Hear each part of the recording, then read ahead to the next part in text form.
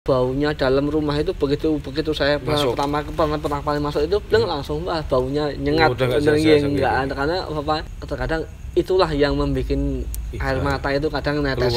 Nggih. Pikirku judeg ngatiku bingung.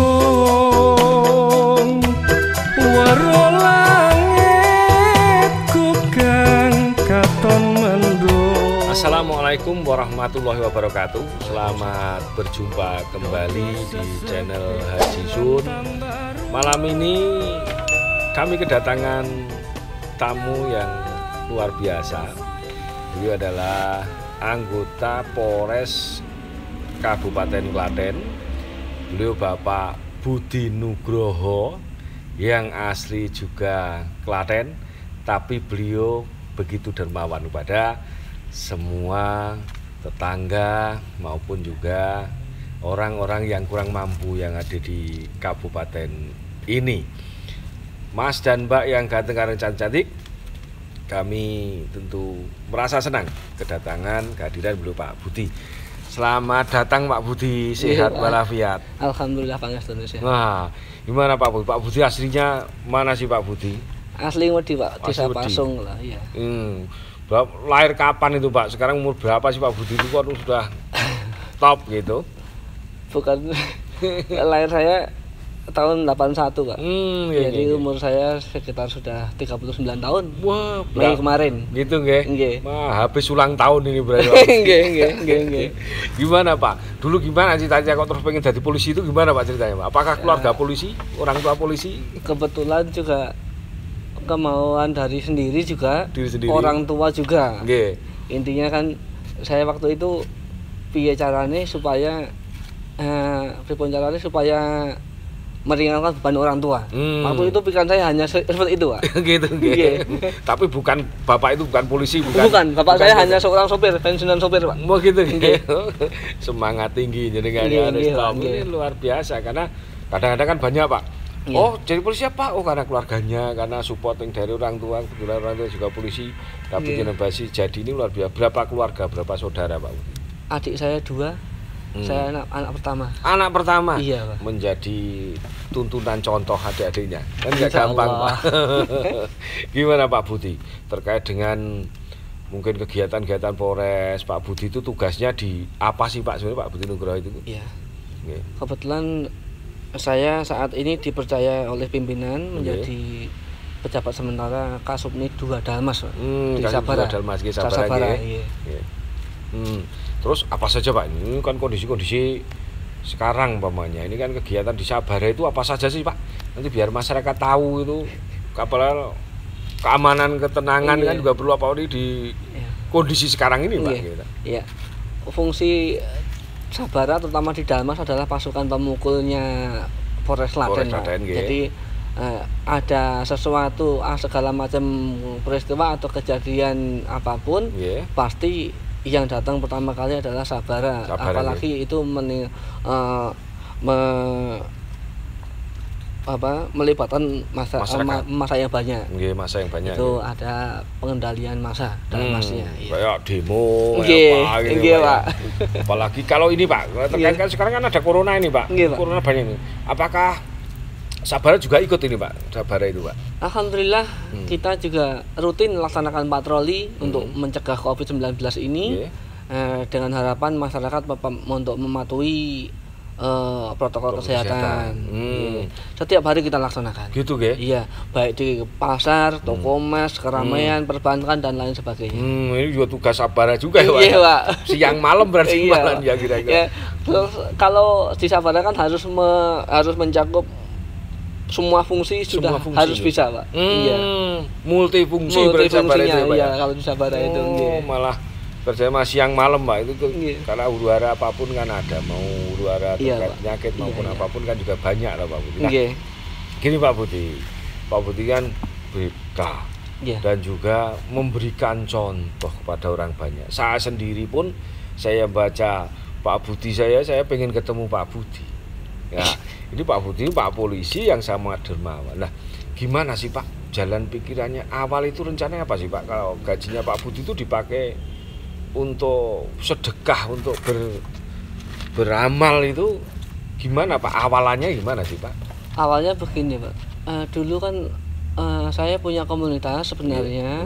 Itu komunitas di Info Seputar Klaten. Saya bersama rekan-rekan yang lain tak kumpulkan. Ayo kumpul bareng-bareng. Bagaimana sih caranya supaya kita itu bermanfaat buat untuk orang lain. Gitu. Waktu itu akhir 2016 tepatnya Desember. Itu saya kumpul. Akhirnya ada target pertama kali. Mohon maaf, orang yang tunanetra. Yang Mas Parjo prioritas, itu prioritas Mas Parjo itu kita ambil pertama kali. Buatan MCK, buatan lain-lain sebagainya. Akhirnya seiring berjalan waktu sampai kemarin itu kebetulan ISK itu fokus ke bedah rumah. Bedah rumah gitu. Iya Pak. Bedah rumah kemarin itu bulan April kemarin itu sudah alhamdulillahnya sudah 17 rumah yang kami bangun. 17 rumah gitu. Iya Pak. Luar biasa teman-teman ISK gitu. Terus semenjak ada Covid, kan kita mau mengumpulkan orang banyak kan, mohon maaf agak susah. Maksudnya bukan susah apa Pak. Jadi nanti tidak timbul masalah baru. Betul. Jangan sampai nanti kehadiran kita itu untuk memecahkan masalah tapi timbul masalah baru. Malah menularkan masalah terkait virus ini. Akhirnya dari itu ya saya punya inisiatif. Kebetulan Bu, saya matur sama istri saya. Istri Iya. Bun, ini kebetulan kan saya ada tunjangan jabatan Pak. Nah, sekiranya bagaimana jika tunjangan saya itu saya kasihkan buat mereka yang membutuhkan. Gimana itu Pak? Istri saya istri gimana istri? Itu nggak apa-apa kalau emang itu mau dipakai untuk hal yang positif, monggo silahkan. Gitu. Respon istri. Iya Pak. Luar biasa. Hatinya sangat mulia karena untuk mendukung lah Pak. Nah, terus apa sih Pak sasarannya? Sasarannya tadi kan kalau yang sebelum Covid mungkin ada untuk jamban, untuk rumah. Nah, setelah ada Covid ini bantunya gimana ya Pak? Peruntukannya gimana Pak? Per person atau bagaimana? Per person Pak. Saya gunakan kalau untuk kebetulan saya semenjak ada Covid saya bertajuk ke Diari Sang Kopral. Kebetulan saya memulai karir dari Barada Pak. Oh gitu? Iya Pak, betul ya? Iya. Sekarang dari Bribka itu? Iya. Luar biasa gitu. Jadi kurang lebih sudah berapa ya? 6, 7, 10 kali naik pangkat. Gitu, 10 kali. Wah itu luar biasa ini Pak Putih. Gimana gitu? Saya kan tujuannya ya kita ini benar membutuhkan, tapi masih banyak yang di luar sana itu yang membutuhkan. Betul. Saya berpikirnya begini Pak, kalau kita buat makan besok aja masih ada. Ya, tapi bagaimana dengan mereka? Mereka orang lain, yang notabene orang yang kurang mampu, katakanlah orang mampu, dan mereka justru sebenarnya memerlukan perhatian khusus dari kita. Nah, terus akhirnya ya udahlah kita sisihkan sebagian dari kita. Bantuan itu bentuknya uang atau untuk mereka biar modal kerja gitu Pak, kira-kira tuh gimana Pak Putih ya? Kebetulan saya mengambilnya orang-orang jompo. Orang-orang jompo yang sudah sepuh hidup sendirian. Oh gitu gitu. Iya. Sakit hidup sendirian. Berarti itu harus suplai terus menerus berarti Pak ya. Kebetulan kalau saya kan sistemnya hanya memancing Pak. Memancing. Nanti memancing bukan dalam artian nanti saya yang ambil tidak. Tapi saya hanya mengekspos di katakanlah di salah satu desa ya, di Cawas atau di mana kan. Di sini contohnya saja Mbah Warsi yang di Cawas itu. Saya ambil itu ya. Mbah Warsi itu akhirnya setelah saya bantu berupa sembako dan uang tunai. Kebetulan. Akhirnya direspon oleh banyak orang. Pak, bagaimana caranya jika saya mau bantu? Kan gitu kan. Nah, saya banyak yang japri. Akhirnya kalau jenengan berada di wilayah Klaten, monggo silahkan datang sendiri. Di situ sudah ada alamatnya jelas. Terpasang jelas. Namun jika ada orang lain yang di luar daerah. Atau luar Klaten tak usahakan untuk mentransfer ke saudaranya dulu, baru nanti saudaranya yang datang menyampaikan. Nah, tapi ternyata yang di kemarin itu ada yang dari Korea, Pak. Oh gitu? Iya, nitip uang 2 juta, Pak, ini saya mau nggak mau jenengan salurkan. Oh iya. Ya, kalau udah seperti itu ya mau nggak mau saya harus terima. Saya harus sampaikan ke yang amanah toh, Pak. Iya, masalahnya amanah, Pak. Iya. Dan jauh. akhirnya tak belikan sembako, beras dan pakaian dan lain sebagainya itu 750, yang 1.250.000 tak kasihkan sama perangkat desa. Maksudnya perangkat desa yang terdekat. Waktu itu Pak Bayan, Pak. Pak Bayan sama Pak RT tak panggil. Pak, ini saya dapat amanah. Ini kemarin saya dapat 2 juta.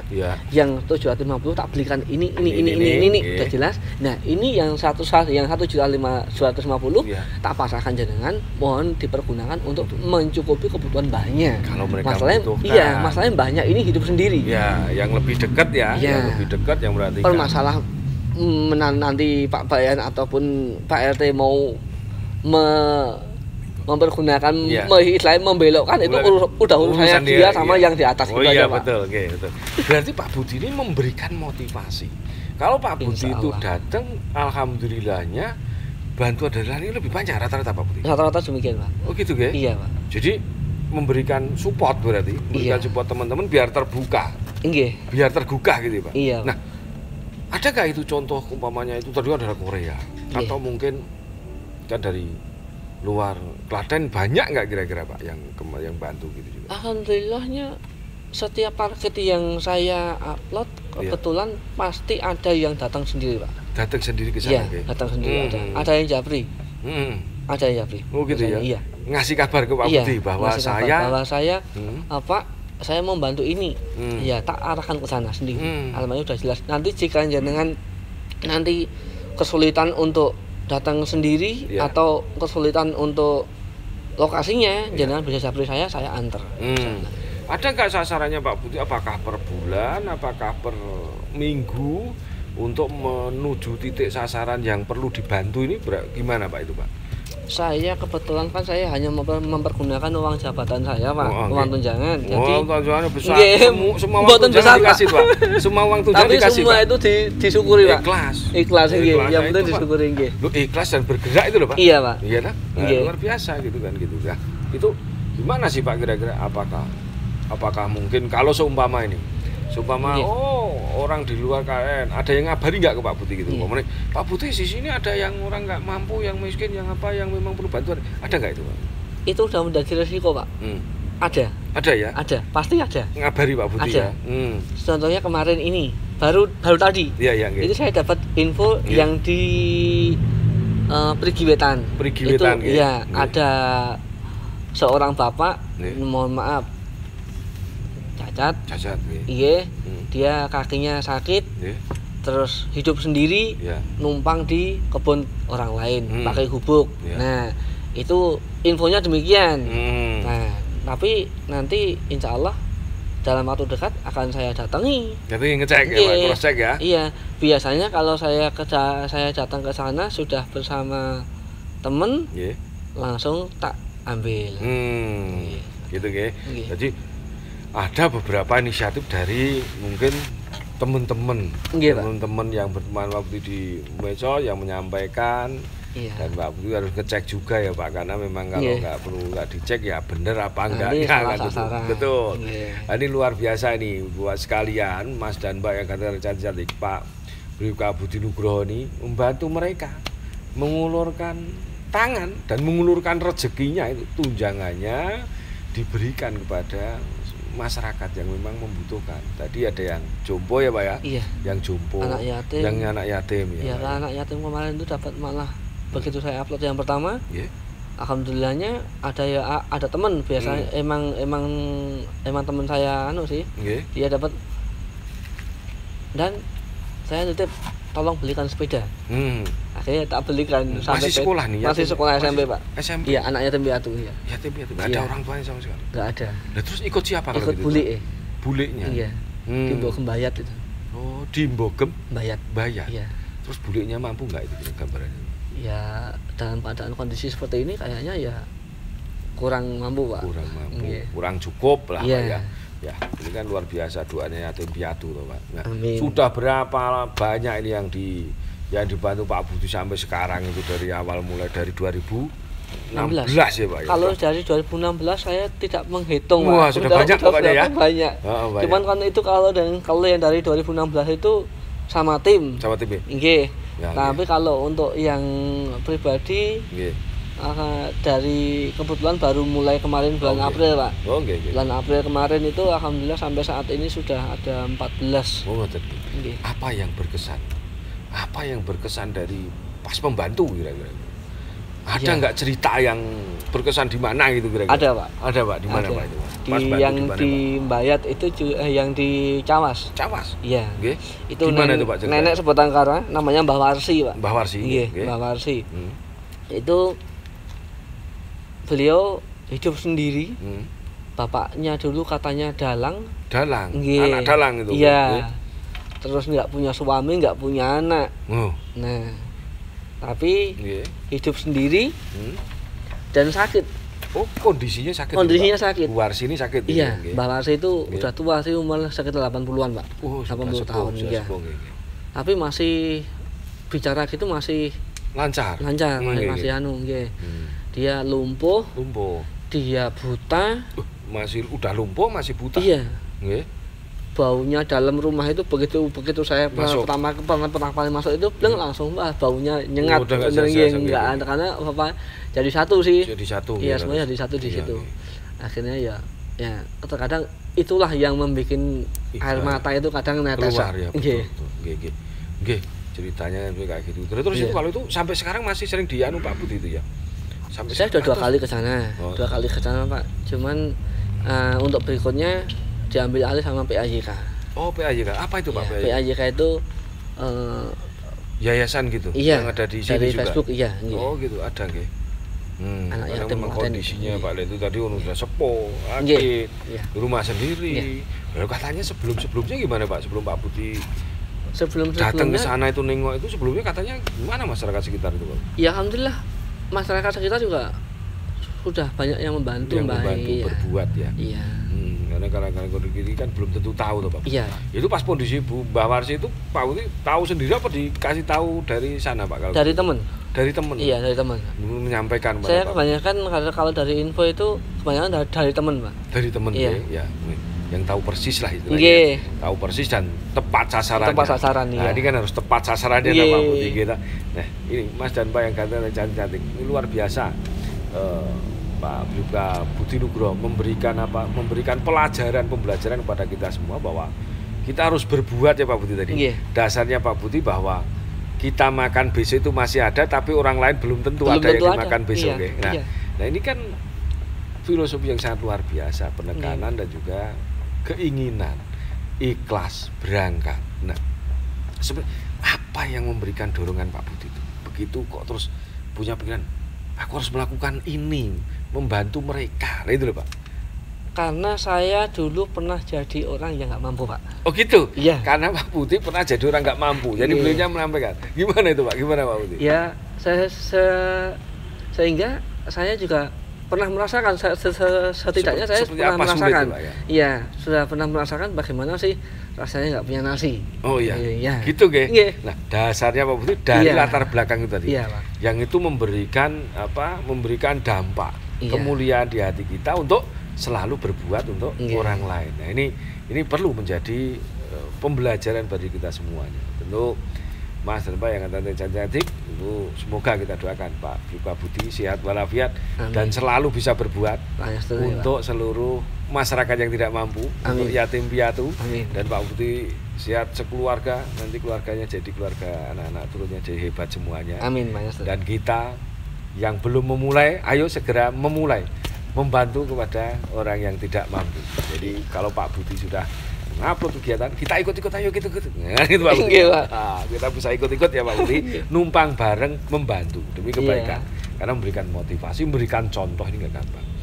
Itulah obrolan saya bersama Pak Bribka Budi Nugroho yang beberapa minggu ini, bulan ini sangat viral di medsos, yang sering dengan gajinya beliau, dengan tunjangannya untuk membantu orang-orang yang tidak mampu. Semoga kita nanti bisa melakukan obrolan kembali kepada Pak Budi Nugroho di lain waktu. Selamat berjumpa kembali di waktu yang akan datang.